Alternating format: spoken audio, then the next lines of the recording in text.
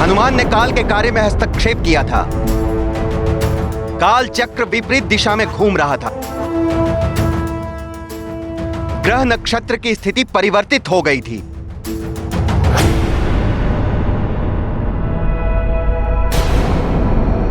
कालदेव, जिन ग्रह नक्षत्रों की स्थिति प्रभावित हुई थी उन्हें मैंने यथावत कर दिया है। उनकी स्थिति को ठीक करके तुम क्षमा के पात्र नहीं हो जाते हो हनुमान।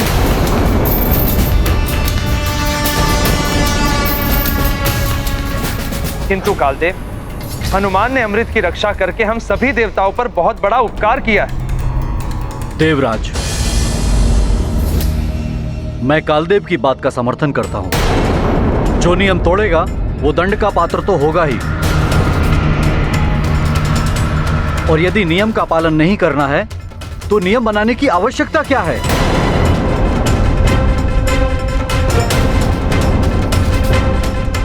अग्निदेव, कर्म का उद्देश्य एवं परिणाम निर्धारित करते हैं कि कर्म करने वाला दंड का भागी है या पुरस्कार का पात्र।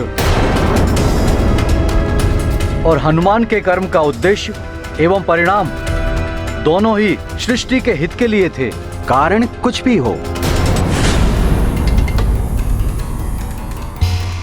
बात है नियम भंग करने के लिए दंड देने की। मात्र ग्रहों की स्थिति बदलने के लिए आप हनुमान को दंड का भागी बना रहे हैं। यदि समस्त ग्रह काल चक्र में समा जाते तो क्या होता? इसीलिए उचित ये रहेगा कालदेव कि आप हनुमान को क्षमा कर दें।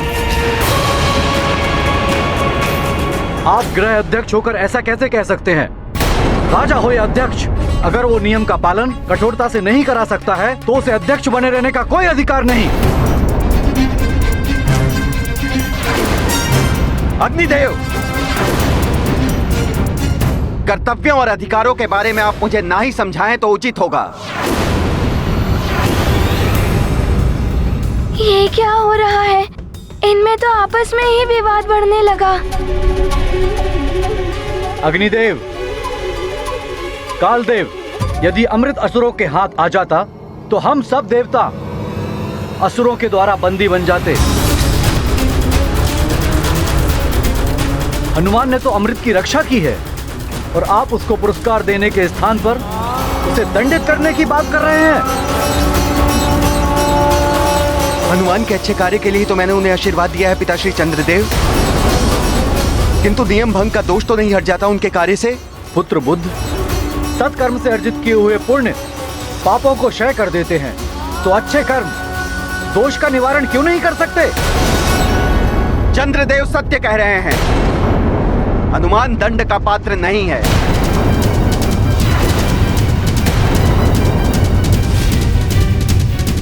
नियम तोड़ने का दंड हनुमान को मिलना ही चाहिए। मैं हनुमान को दंड देकर ही रहूंगा। नियम है तो यम है।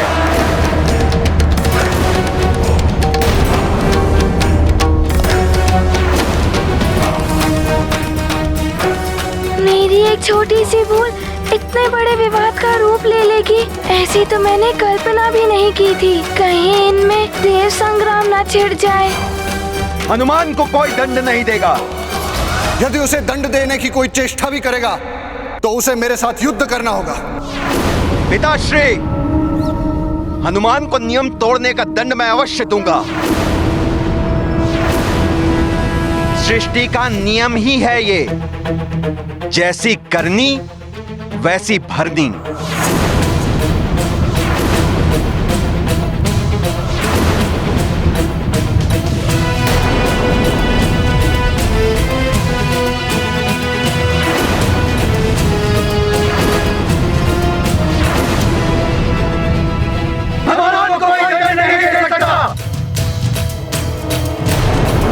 यदि इसके लिए मुझे अपने पुत्रों के विरुद्ध शस्त्र भी उठाने पड़े तो मैं पीछे नहीं हटूंगा। हाँ हाँ, हम पीछे नहीं हटेंगे। मेरे कारण देवताओं में युद्ध छिड़ जाए ये उचित नहीं है। मैं ऐसा नहीं होने दूंगा। हनुमान को नियम तोड़ने का दंड अवश्य मिलेगा। यदि उसे दंडित होने से बचाने के लिए मुझे आपके विरुद्ध भी शस्त्र उठाने पड़े तो मैं शस्त्र उठाऊंगा पिताश्री। हम शस्त्र उठाएंगे।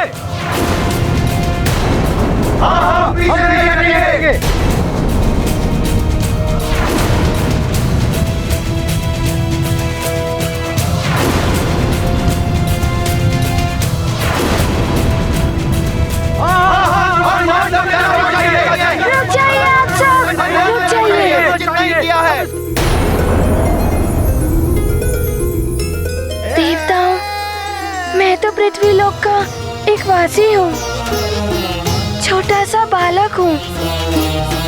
मेरे कारण आप सब आपस में युद्ध मत कीजिए।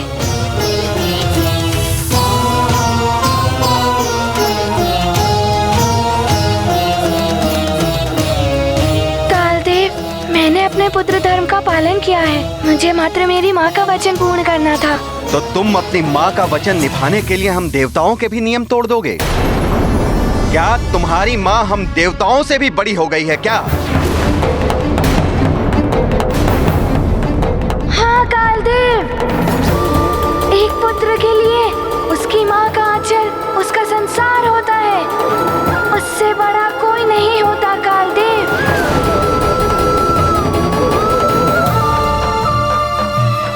कालदेव, मेरी जननी देवी है मेरी माँ, मेरी सृष्टि करता है मेरी माँ।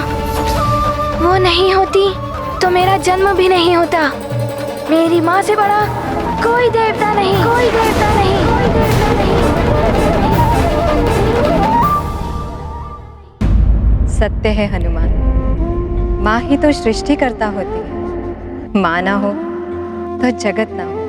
पुत्र हो तो हनुमान जैसा, जो माँ की महानता को समझता है। अपनी माता के चरणों की सेवा करने वाला पुत्र मोक्ष का अधिकारी होता है हनुमान। मातृभक्ति का अनुपम उदाहरण हो तुम।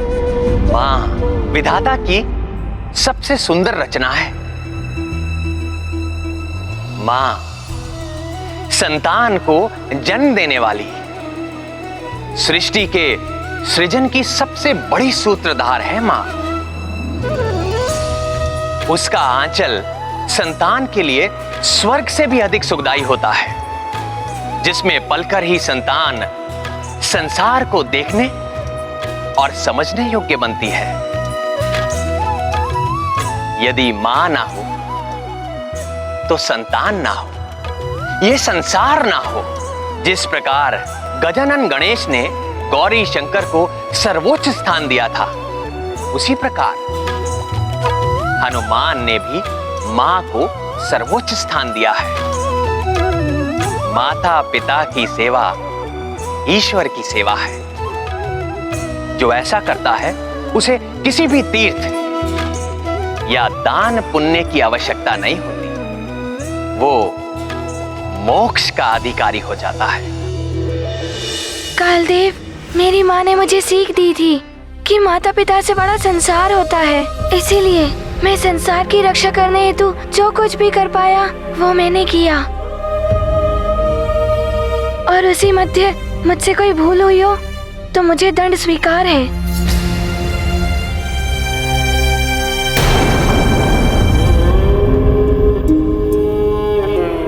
सूर्यदेव, आप सब देवताओं ने मेरा पक्ष रखा, उसके लिए मैं आप सबका आभारी हूँ। किंतु मैं जानता हूँ यदि मेरी माँ को ज्ञात हो गया कि उनके पुत्र के कारण समस्त देवताओं में युद्ध छिड़ गया है तो उन्हें बहुत दुख होगा, और उनके दुख से बड़ा दंड मेरे लिए और कुछ नहीं होगा।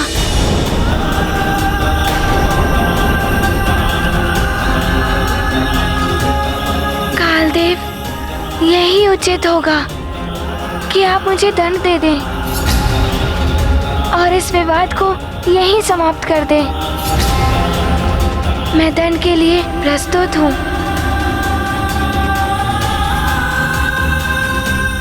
हाँ हनुमान, काल सभी का भविष्य गुप्त रखता है। समय से पहले किसी को भी ज्ञात नहीं होता कि काल कब कहां कैसे क्या कर सकता है। तुम्हारा दंड भी तुम्हें तभी ज्ञात होगा जब तुम्हारा दंड पूर्ण होगा। अब जाओ और अपने दंड पूर्ण होने की प्रतीक्षा करो। जैसी आपकी इच्छा कालदेव, मुझे आज्ञा दें। मेरी माँ व्याकुलता से मेरी प्रतीक्षा कर रही होंगी। प्रणाम कालदेव। प्रणाम देवगणों।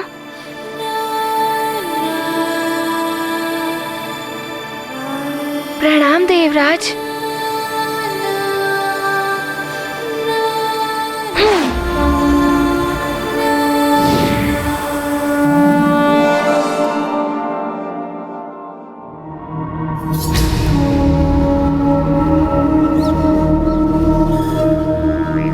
मुझे भी आज्ञा दीजिए। प्रणाम।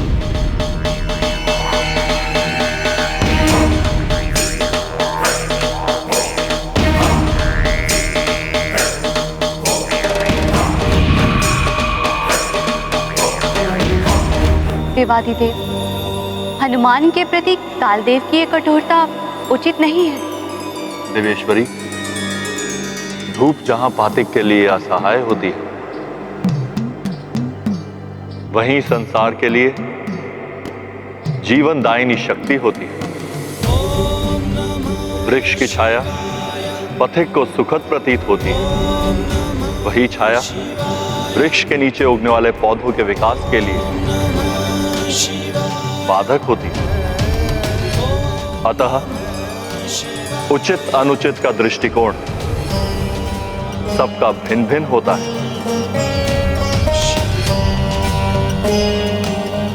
वायुदेव के हृदय में हनुमान के प्रति पितृभाव, सूर्यदेव, चंद्रदेव हनुमान के कार्य को जगत कल्याण से जोड़कर देख रहे हैं, तो दूसरी ओर शनिदेव, कालदेव नियमों के पालन को प्रमुखता देते हैं।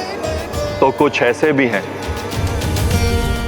जो उचित अनुचित का निर्णय अपने अहंकार से करते हैं और अपने निर्णय को ही सर्वोपरि समझते हैं।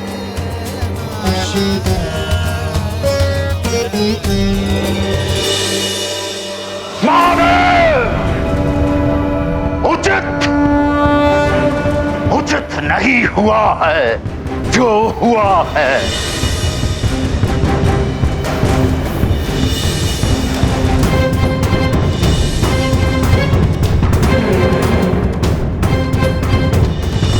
तुमने जो पिया है वो अमृत नहीं, चंद्रलोक का जल है, साधारण चंद्र जल। हरी स्वभाव है। संसार के समस्त असुरों के सामने अपमान किया गया। आपके परम ज्ञानी रावण का अपमान किया गया। और क्यों हुआ यह अपमान? इस अपमान का कारण है वो जिसे आपने अपने शीश पर बैठा रखा है। कपटी चंद्रदेव ने छला है मुझे।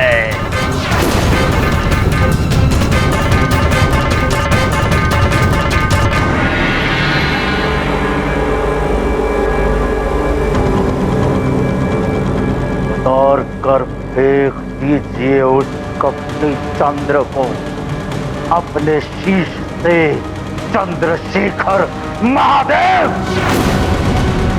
अन्यथा मैं उतार कर फेंक दूंगा अपने शीश को और डाल दूंगा आपके चरणों में। मेरे अपमान के वक्त मौन बैठे हुए थे ना आप, तो अब मैं भी मौन हो जाऊंगा सदा के लिए। मुझे अमृत चाहिए महादेव। मैं अपना शीश आपके चरणों में डाल दूंगा महादेव। स्वीकार करिए मेरा शीश।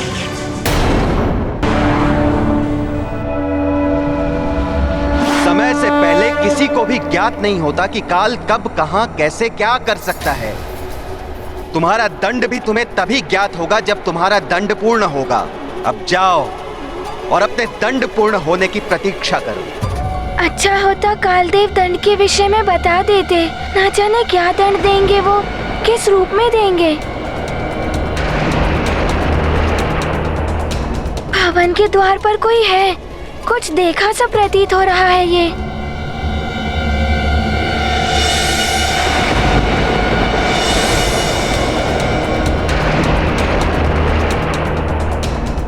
ये तो स्वप्न वाला दृश्य है।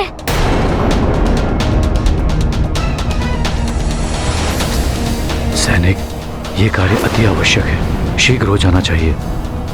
कहीं ये पिताश्री तो नहीं?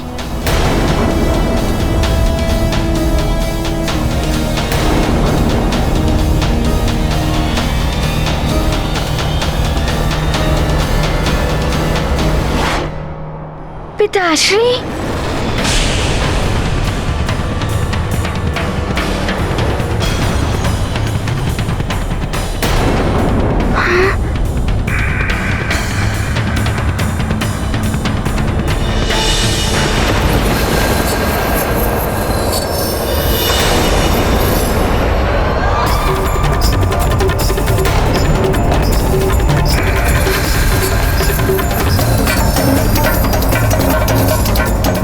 छाया स्वप्न में जो देखा था वो तो सत्य हो रहा है।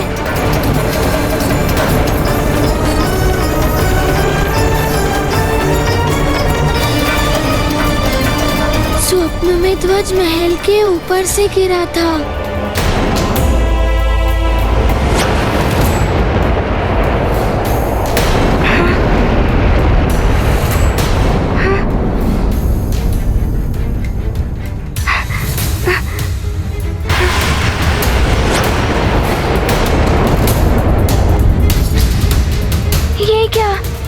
ध्वज कहीं मेरे पिताश्री के ऊपर गिर गया तो?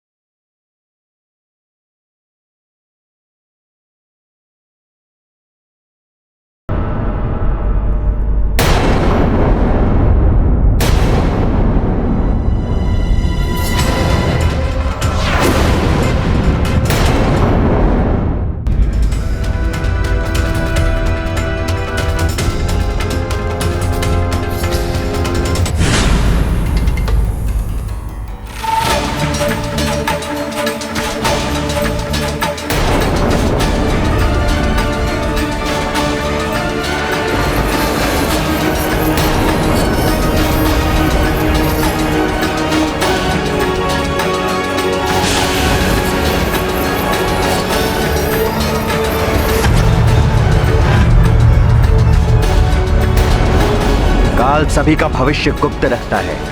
समय से पहले किसी को भी ज्ञात नहीं होता कि काल कब, कहां, कैसे, क्या कर सकता है। तुम्हारा दंड भी तुम्हें तभी ज्ञात होगा जब तुम्हारा दंड पूर्ण होगा। अब जाओ और अपने दंड पूर्ण होने की प्रतीक्षा करो।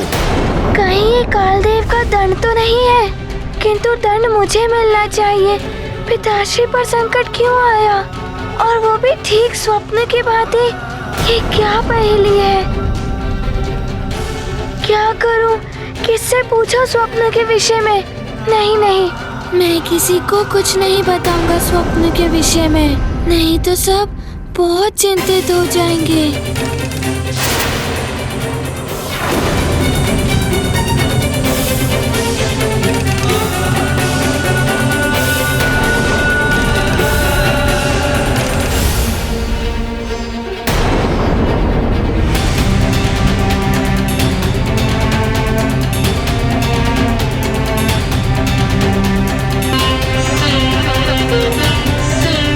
क्या हुआ पुत्र?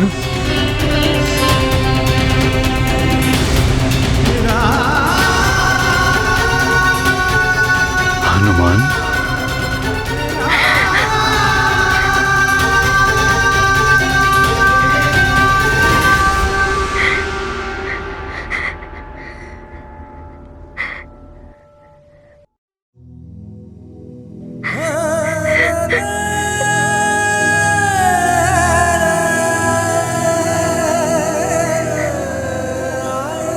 ये क्या?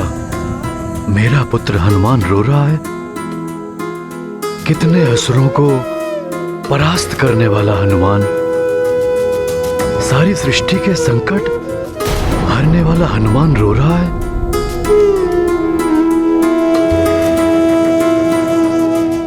कहीं ये दुर्घटना किसी बड़ी अनहोनी का संकेत तो नहीं?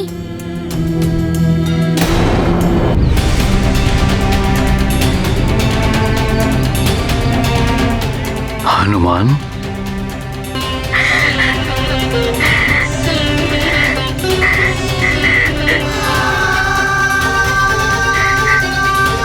ये क्या? मेरा पुत्र हनुमान रो रहा है।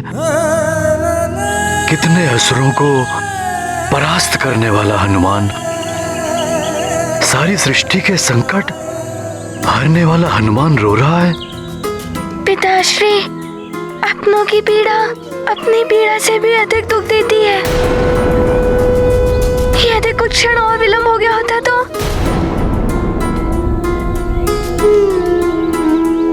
पुत्र,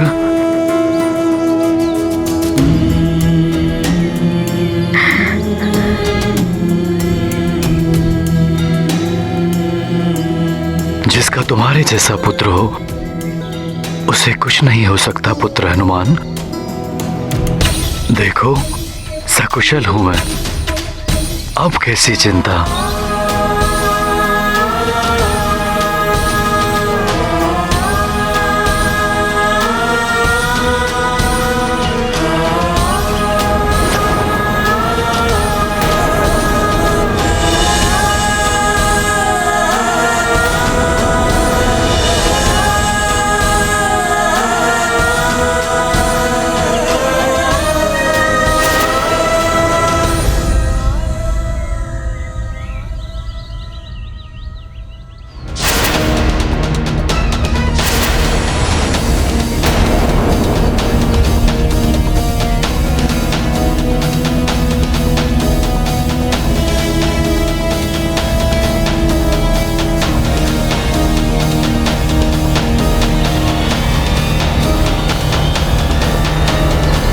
क्या हुआ स्वामी? ये ध्वज, वो भी उल्टा, ये तो बहुत बड़ा अपशकुन है। मात्र गिरा ही तो है, इसमें अपशकुन कैसा? इस प्रकार की घटनाएं संकेत होती है भविष्य में होने वाले अच्छे बुरे समय का।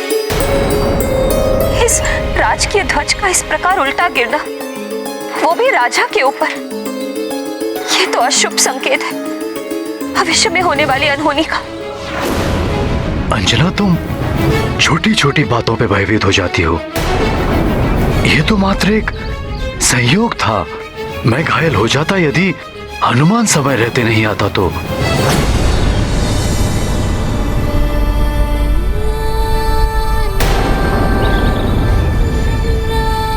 आओ हनुमान, पिता पुत्र मिलकर निकालते हैं इस ध्वज को।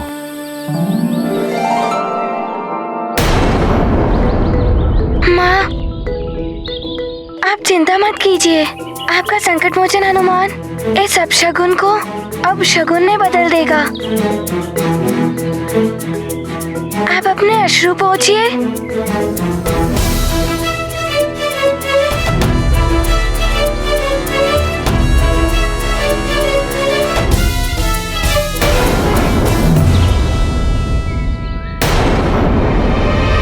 चलो हनुमान।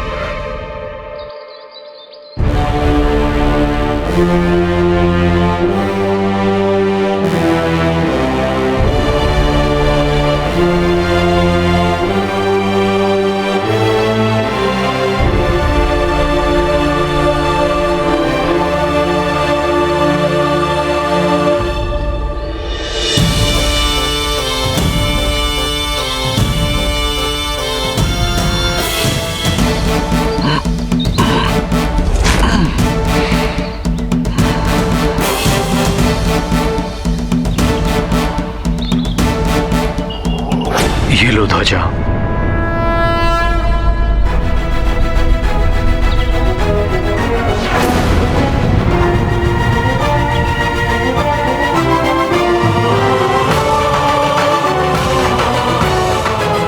और इसे इसके यथावत स्थान पे लगा दो। जी पिताश्री।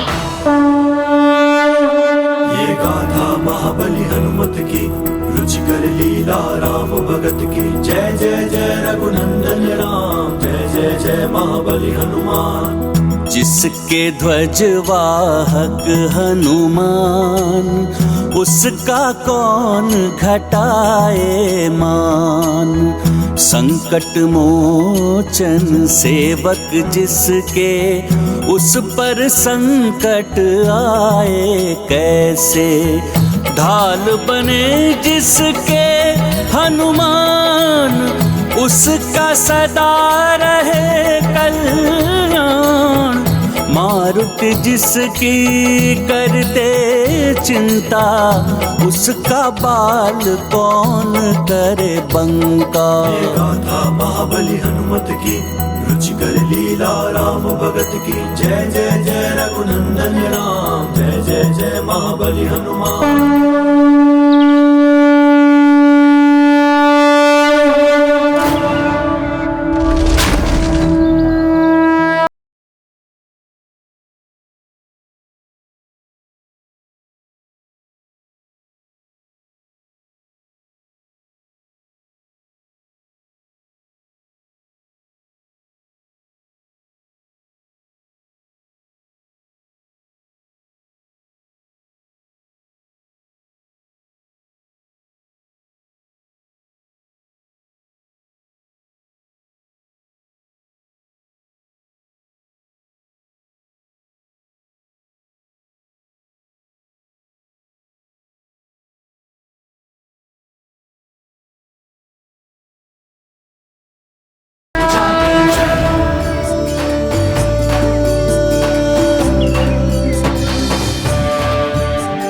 पुत्र हनुमान, तुमने अपने पिताश्री की रक्षा की। मुझे तुम पर बहुत गर्व है।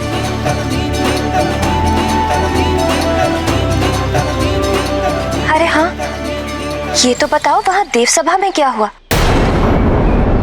तुमने ग्रह नक्षत्रों की स्थिति ठीक की या नहीं? वो माँ, मैंने ग्रह नक्षत्रों की स्थिति उनके स्थान पर स्थापित कर दी है। और कालदेव से भेंट हुई?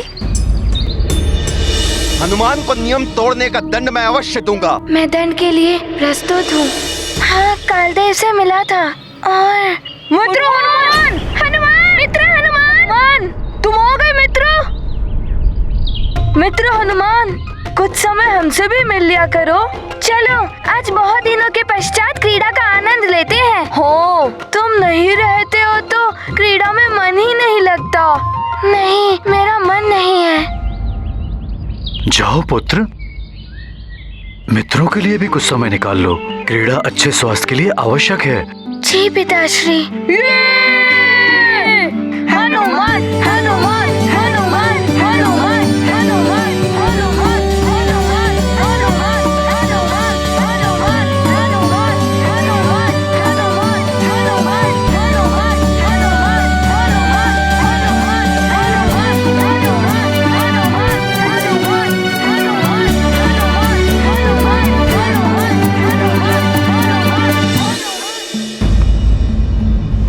महादेव, स्वीकार करिए मेरा शीश। रुक जाओ दशानन, रुक जाओ।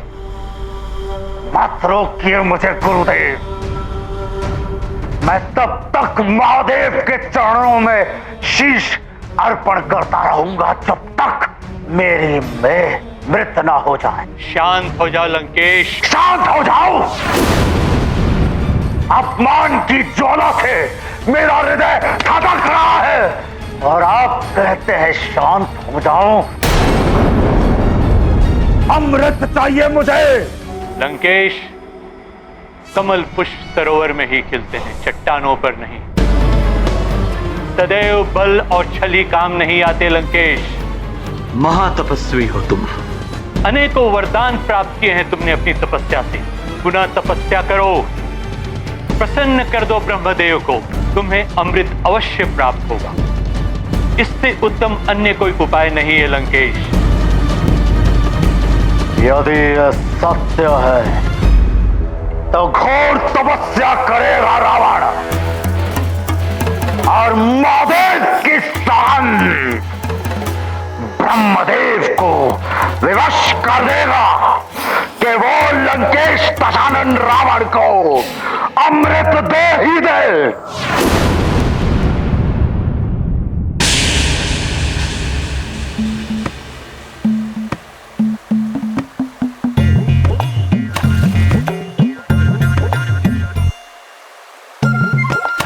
मित्रों, अब तो बताओ कि हम कौन सी क्रीड़ा का आनंद लेंगे। कहो तो लुपा छुपी का खेल खेले, किंतु कंदूक प्रहार कैसा रहेगा? थोड़ा ज्ञान मुझसे भी ले लो, हम सब मल्लयुद्ध करें, हम भी तो बड़े हो गए हैं। आज हमारा मित्र हनुमान किन विचारों में खोया है? कोई समस्या है क्या हनुमान? हाँ मित्र, बताओ, कोई चिंता सता रही है क्या?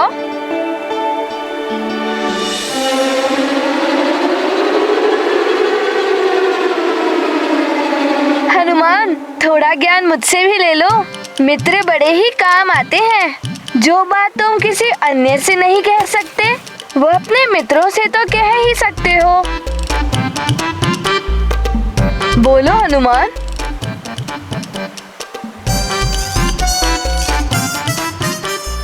यदि हल होता तो मैं अब तक इस समस्या का निदान कर ही लेता। तुमने तो ना जाने कितनी समस्याओं को हल किया है। हो सकता है हम सब भी मिलकर तुम्हारी समस्या का हल निकाल लें। नील जैसा ज्ञानी महाराज जो है हमारे पास।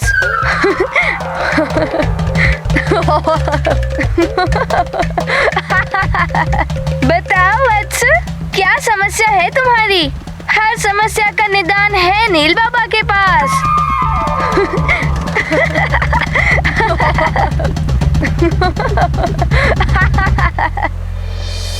यदि मेरी माँ और पिताश्री को ये बात ज्ञात हो गई तो वो बहुत दुखी हो जाएंगे। मैं उन्हें और दुखी नहीं करना चाहता। चिंता मत करो वत्स, तुम्हारी समस्या मेरे और मेरे इन शिष्यों के अतिरिक्त कहीं और नहीं जाएगी। तुम निश्चिंत होकर अपनी बात बोलो पुत्र।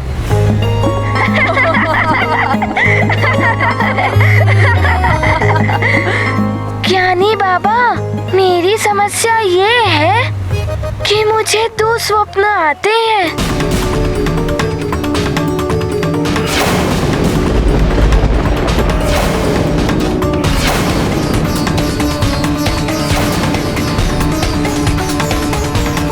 समस्या तो बड़ी गंभीर है वत्स, मुझे चिंतन करना होगा।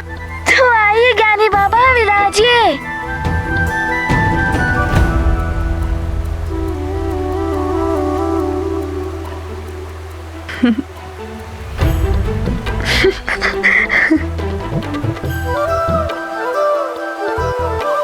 कुछ हल मिला ऋषिवर? नील बाबा के पास सभी समस्याओं का हल है और वो है ऋषिवर मतंग। ऋषिवर मतंग तो त्रिकालदर्शी हैं। वो तुम्हारे इस भयानक स्वप्न के बारे में कुछ ना कुछ बता ही देंगे। कालदेव के दंड के विषय में कुछ ना कुछ तो इंगित कर ही देंगे। तो अभी चलते हैं ऋषिवर मतंग के पास। चले? हाँ, हाँ, हाँ, चलो।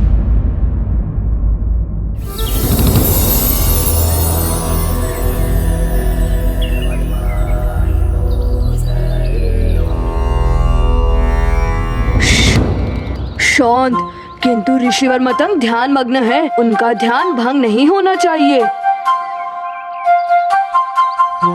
कालदेव ना जाने क्या दंड देंगे। मेरे स्वप्न का क्या अर्थ है? कहीं मेरे परिजनों पर तो कोई संकट नहीं है? मेरी दुविधा दूर कर दे ऋषिवर तो उचित है।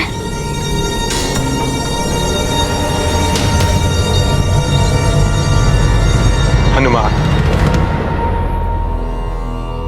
आओ पुत्र।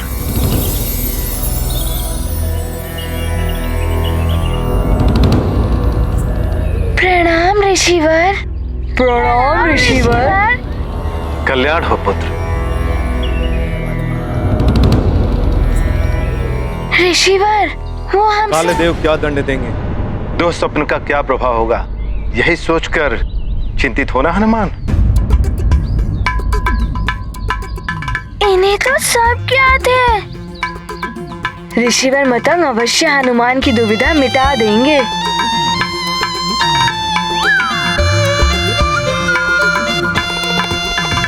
तुम्हारी चिंता अकारण नहीं है पुत्र हनुमान। स्वप्न कभी कभी भविष्य का दर्पण होता है। तुम्हारा स्वप्न भविष्य में आने वाले संकट का संकेत है पुत्र।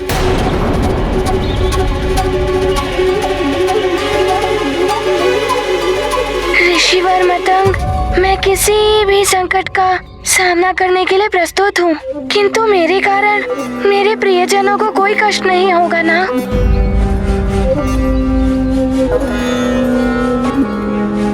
ऋषिवर मतंग, आपका मोह मेरी और चिंता बढ़ा रहा है। बताइए ना, क्या छुपा हुआ है भविष्य के गर्भ में?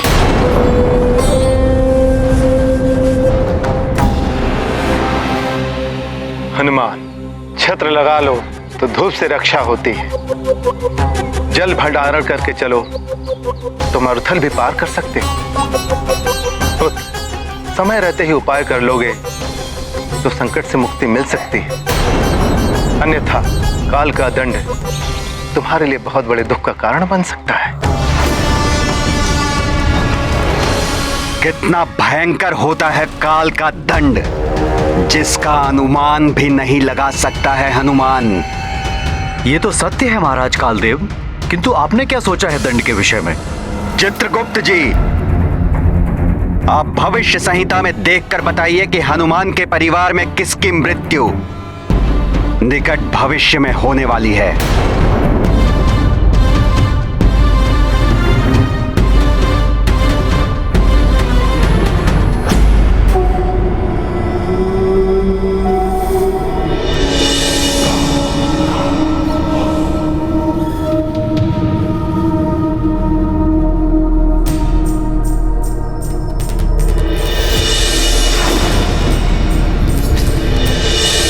ऋषिवर, आपको तो सब ज्ञात है, तो आप ही कोई उपाय बताइए।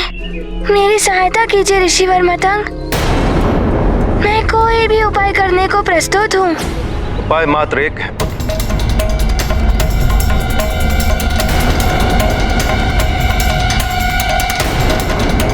मृत्युंजय महादेव की शरण।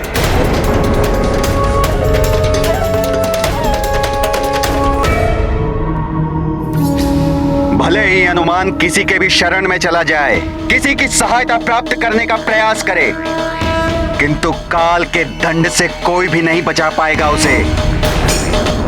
नियम है तो यम है, अड़िग है यम का नियम। बताइए चित्रगुप्त जी, किसके जीवन का अंत निकट है हनुमान के परिवार में? ये देखिए, सुमेरु के राज परिवार में किसी भी सदस्य की आयु निकट भविष्य में पूर्ण नहीं हो रही है। प्रभु, अभी किसी की मृत्यु का योग नहीं है हनुमान के परिवार में। नहीं,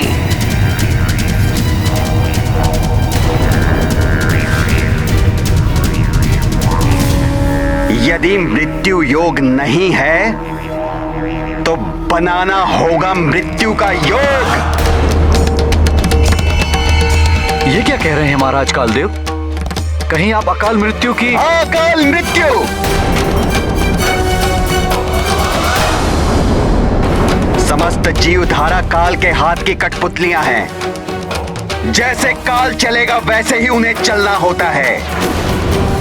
किसी की आयु भले ही पूर्ण ना हुई हो, अकाल मृत्यु के द्वारा किसी की भी जीवन लीला समाप्त करने का अधिकार है कालदेव के पास। मृत्युंजय महादेव। हाँ हनुमान, मृत्युंजय महादेव मृत्यु जैसे महासंकट से मुक्ति दिला देते हैं। वही तुम्हें भी संकट से उबार सकते हैं पुत्र। ऋषिवर, क्या मेरे परिवार पे कोई बड़ा संकट आने वाला है? मृत्यु होगी, अकाल मृत्यु।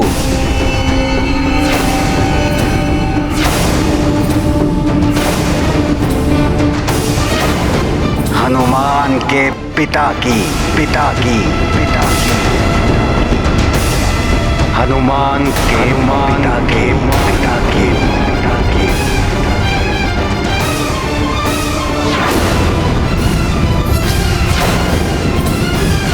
हाँ हनुमान,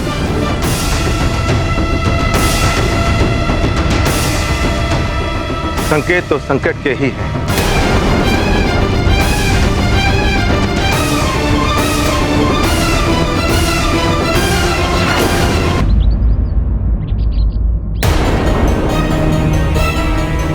किंतु मेरे परिवार पर से किस पर संकट आने वाला है ऋषिवर? बताइए ना ऋषिवर। संकट किस पर होगा, यह सोचने के स्थान पर तुम्हें यह सोचना चाहिए इस संकट के अंत का उपाय क्या है। हनुमान, इस जम्बू द्वीप में स्थित भारतवर्ष की भूमि पर अनेक ऐसे देवस्थान हैं जो तीर्थों के रूप में स्थित हैं, जिनके पूर्ण प्रताप से बड़ी बड़ी आदि व्याधियां ही नहीं, आसन्न मृत्यु भी टल जाती है। ऐसा ही एक तीर्थ स्थल है ब्रह्मंडू तीर्थ, जहां मृत्युंजय महादेव ज्योतिर्लिंग के रूप में साक्षात वास करते हैं। वहां सपरिवार जाकर उनके दर्शन एवं पूजन करने से तुम्हारे परिवार पर आया हुआ ये संकट टल सकता है पुत्र। अच्छा, तो ऐसा प्रताप है उस ज्योतिर्लिंग के दर्शन और पूजन में? हाँ हनुमान, असाध्य रोग, आदि व्याधि, अकाल मृत्यु, हर प्रकार के संकट हर लेते हैं मृत्युंजय महादेव।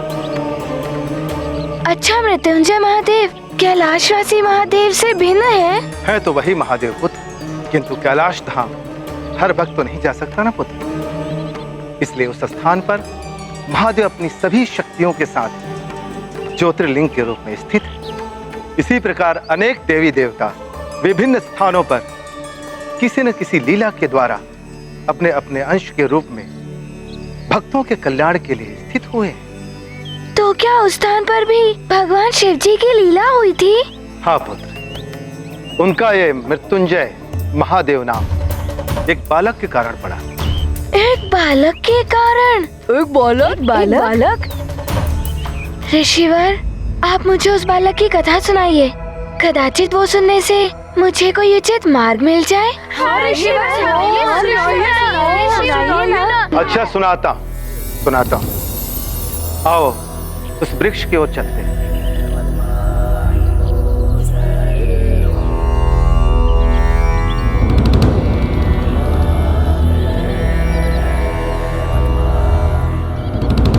बालक, आदिकाल में एक बहुत बड़े तेजस्वी ऋषि थे, मृकंदु।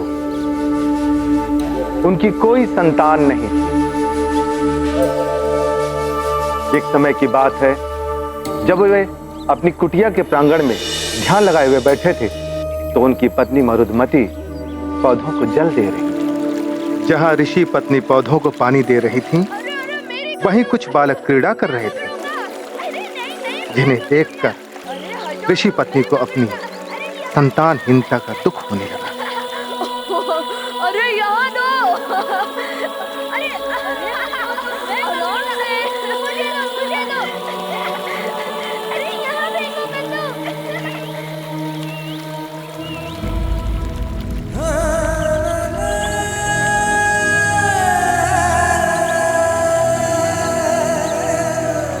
मरुदमती,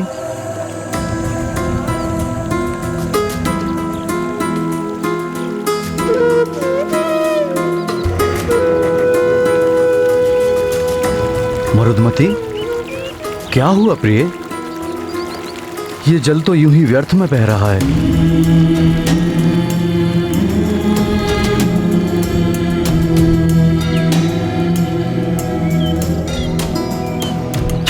तुम्हारी पीड़ा मैं समझ सकता हूं मरुदमती।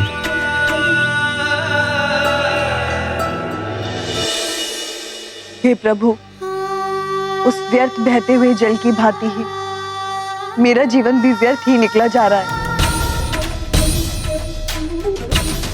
हे देवेश्वर, व्यर्थ होता है वो पौधा जिसमें पुष्प ना खिले। कोई मोल नहीं ऐसे वृक्ष का जिसमें फल ना लगे। क्यों दिया आपने मुझे ऐसा व्यर्थ जीवन प्रभु? इससे तो अच्छा होता कि आपने मुझे ये जीवन ही नहीं दिया होता।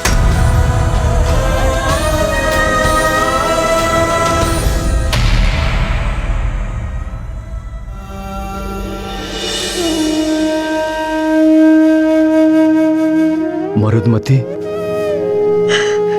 उठो प्रिय।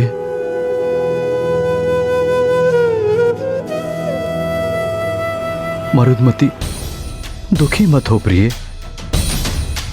देखना, उन क्रीड़ा कर रहे बालकों की भांति एक दिन हमारा भी बालक होगा, जो तुम्हारे सोने आंचल को अपनी किलकारियों से भर देगा। कैसे होगा? कब होगा स्वामी? इतने वर्ष व्यतीत हो गए यही सुनते सुनते। अब तो आयु भी पार हो चली है। प्रिय, तुम देखना, ये महादेव ही हमारी बिगड़ी बनाएंगे। यदि ये चाहें तो मरुथल से भी जल निकाल दें, चट्टानों में भी पुष्प खिला दें। मुझे महादेव पर पूरा भरोसा है, और तुमने भी तो पूर्ण श्रद्धा और भक्ति से इनकी पूजा की है। अब मैं इनकी प्रसन्नता के लिए घोर तप करूंगा।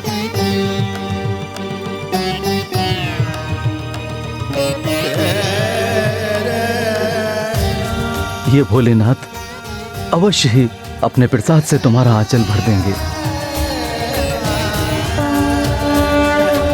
हाँ, मेरी माँ भी मुझे कभी कभी कहती है कि मैं भी भोले बाबा का ही प्रसाद हूँ।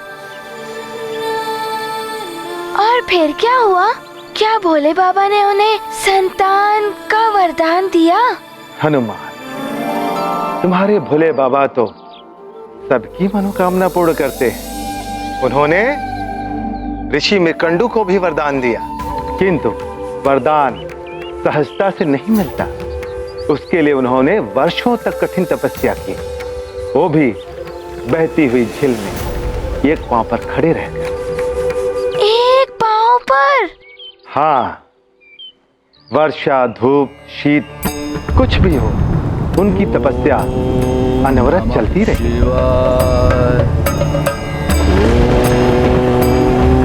नमः शिवाय, ओम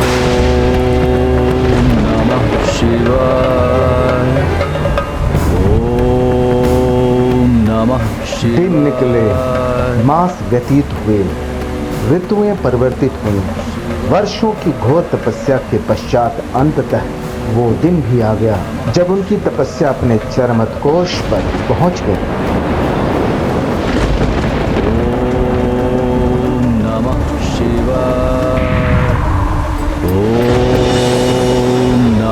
शिवाय, ओम नमः शिवाय। नेत्र खोलिए ऋषिवर मृकंडू।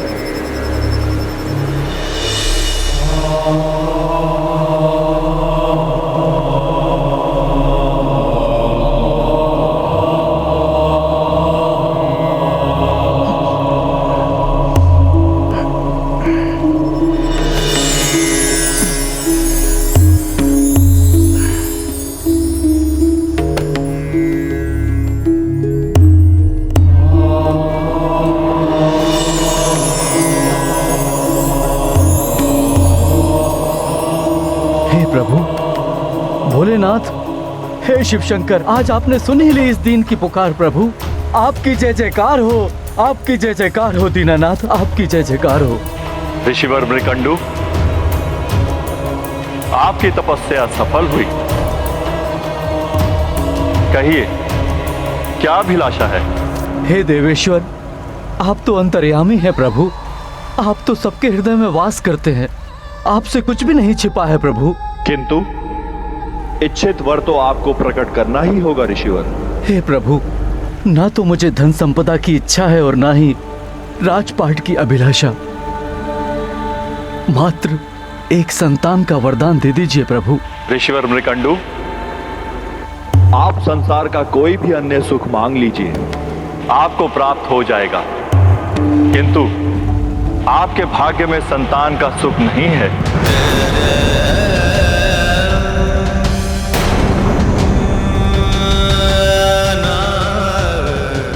आप तो सर्वसमर्थ हैं प्रभु, किंतु यदि भाग्य की ही बात है तो उसे अपने कर्म और तपस्या से परिवर्तित किया जा सकता है प्रभु। मैं और घोर तप करूंगा भगवान। मुझे तपोफल के रूप में मात्र संतान की अभिलाषा है। आपको और तपस्या करने की आवश्यकता नहीं है। आप तपोफल के अधिकारी हैं, मैं आपको पुत्र प्राप्ति का वरदान भी दूंगा।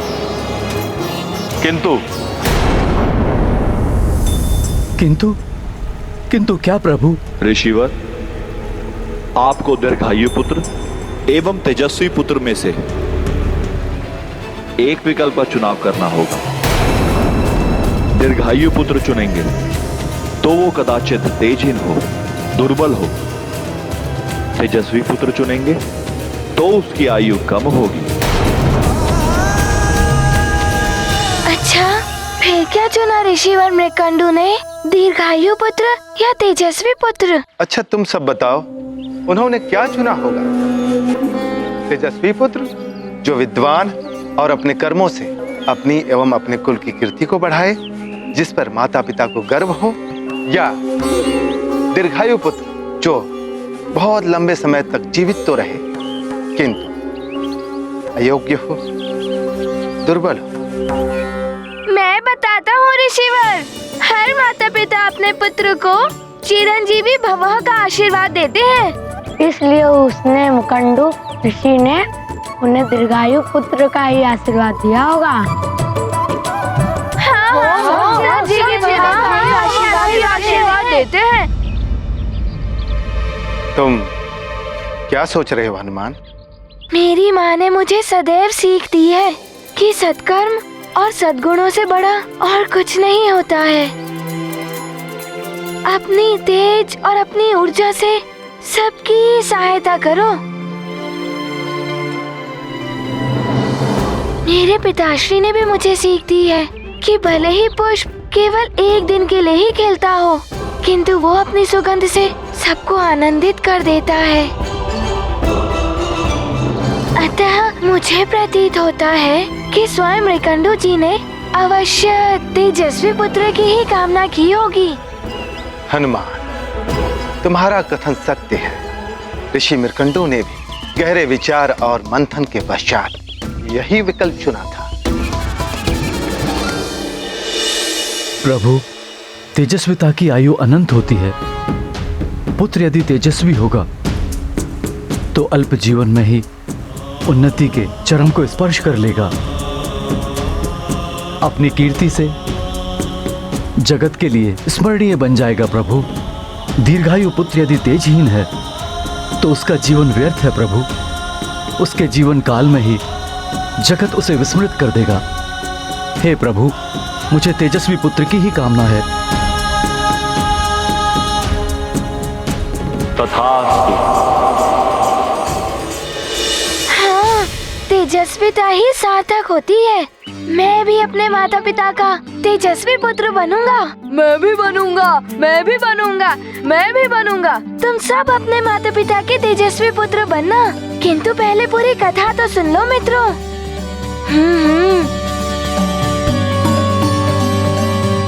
फिर क्या हुआ ऋषिवर? फिर कुछ समय के पश्चात मृकंडू ऋषि एक पुत्र के पिता बन गए। उनकी पत्नी पुत्र को पाकर सारा दुख भुला बैठी। बड़े प्रेम से उन्होंने अपने पुत्र का नाम रखा मार्कंडेय। मार्कंडेय? हाँ, तेजस्वी पुत्र मार्कंडेय, जिसकी कुंडली बनाने के लिए स्वयं देवर्षि नारद पधारे थे।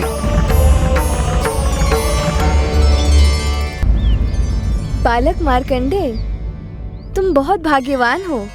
स्वयं देवर्षि तुम्हारी कुंडली बना रहे हैं।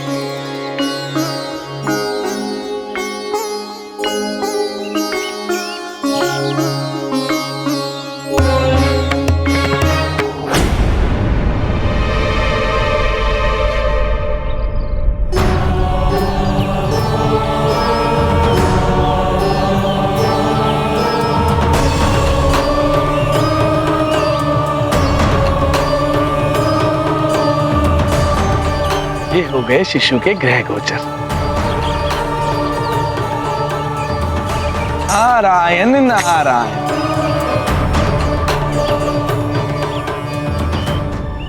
ऋषिवर मृकंडू, सूर्यदेव के समान तेजस्वी है आपका पुत्र मार्कंडेय।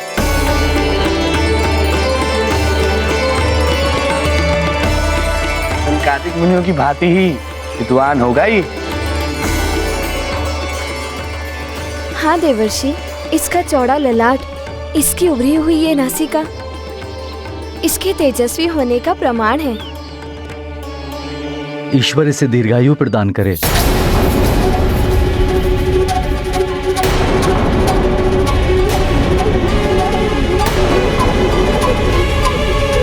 देवर्षि, आपके मस्तक पर ये चिंता की रेखाएं? सूर्य को अनायास ही ग्रहण लग जाए तो चिंता तो होती है ऋषिवर।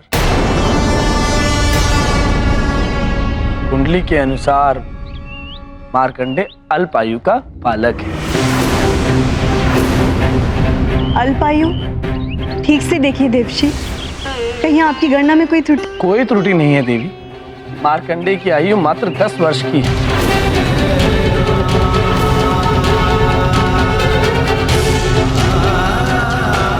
नहीं, महादेव ने स्वयं मुझे मात्र का सुख प्रदान किया है। वो इतने शीघ्र मेरा आचरण सुना नहीं कर सकते। मेरे प्रभु इतने निष्ठुर नहीं हो सकते। महादेव इतने निष्ठुर नहीं है मरुदमती। हमारे भाग्य में तो संतान का सुख था ही नहीं। वो तो ईश्वर की कृपा है जो हमें ये आशीर्वाद प्रदान हुआ। किंतु क्या स्वामी? महादेव ने मुझसे कहा था, दीर्घायु अथवा तेजस्वी पुत्र में से मुझे किसी एक को चुनना होगा, और मैंने तेजस्वी पुत्र को चुना।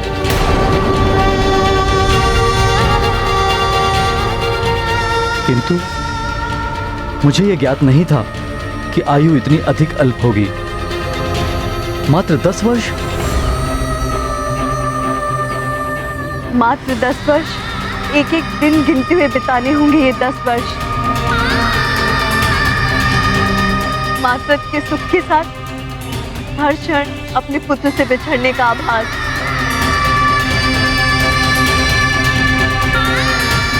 ये वरदान है या अभिशाप?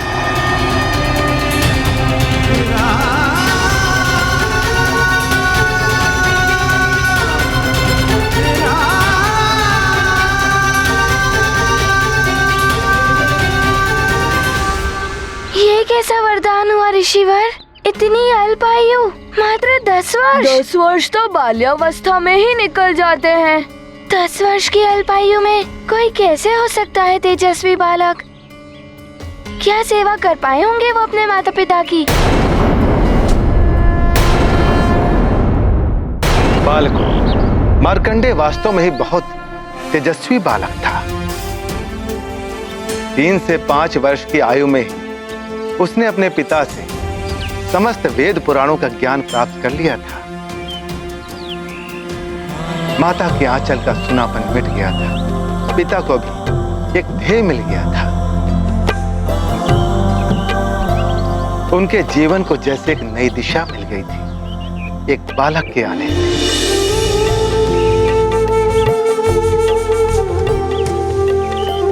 एक और मार्कंडे का ज्ञान दिन प्रतिदिन बढ़ता जा रहा था, तो वहीं दूसरी ओर उनकी माता मरुदमती की ममता भी पुत्र के लिए बढ़ती जा रही थी।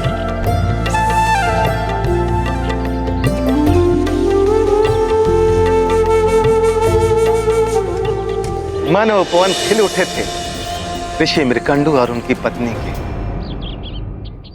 5 वर्ष का मार्कंडे अपने माता पिता की सेवा में लगा हुआ था।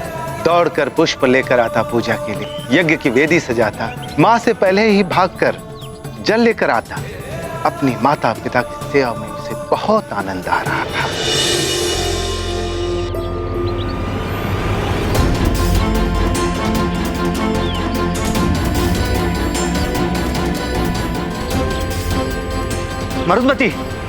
मरुदमती शीघ्र बाहर आइए।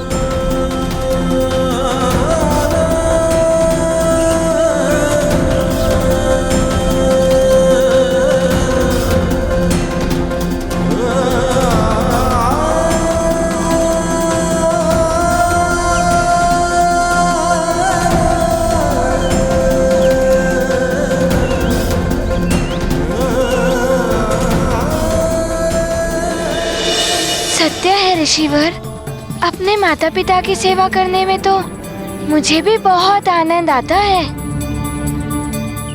हाँ ऋषिवर, फिर क्या किया उन्होंने?